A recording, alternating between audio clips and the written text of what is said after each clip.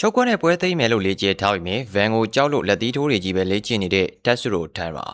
ပရိသတ်များလုံးမဲ့မင်္ဂလာပါခင်ဗျာလက်ဝဲစုပရင်ကတင်ဆက်နေပါတယ်ဂျပန်ချေပွင့်တက်ဆုရိုတန်ရာကတော့သူ့အနေနဲ့ဗန်ကိုချုပ်ကွက်နဲ့ပွဲသိမ်းပြမယ်လို့ကြွေးကြော်ထားတာအားလုံးသိဖြစ်မယ်ထင်ပါတယ်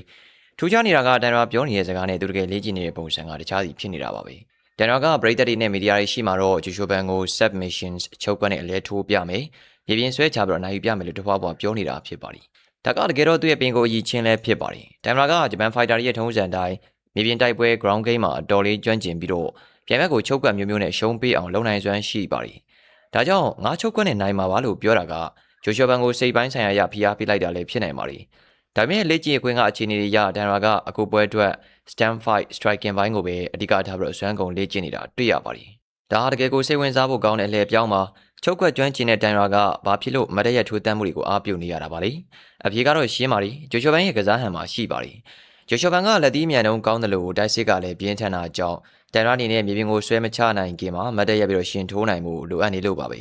ဘောလုံးမှာပဲဖြစ်ဖြစ် MMA ပါပဲဖြစ်ဖြစ်ပြိုင်ဘက်ကကိုယ့်ကိုဒါလုပ်လိမ့်မယ်လို့ထင်ထားတဲ့အရာကိုမလုပ်ဘဲနဲ့တခြားအရာတစ်ခုခုကိုလုပ်ပြလိုက်တာအကောင်းဆုံးပြုဟာပါ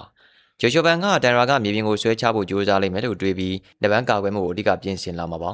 အဲ့ဒီအချိန်မှာတမ်မရာကမမျော်လင့်မယ်နဲ့မတ်တက်ရပြီးတော့လက်သီးတွေခြေကန်ကြက်တွေနဲ့အသာစီးယူလိုက်မယ်ဆိုရင်ဖန်အတွက်တော့တကယ်ကိုအခက်တွေ့သွားနိုင်ပါ ರಿ ဒါကတမ်မရာရဲ့လှည့်ကွက်တစ်ခုလို့တောင်မှဆိုနိုင်ပါ ರಿ ညီကိုတို့ကရောဘယ်လိုမြင်ကြလဲခင်ဗျာ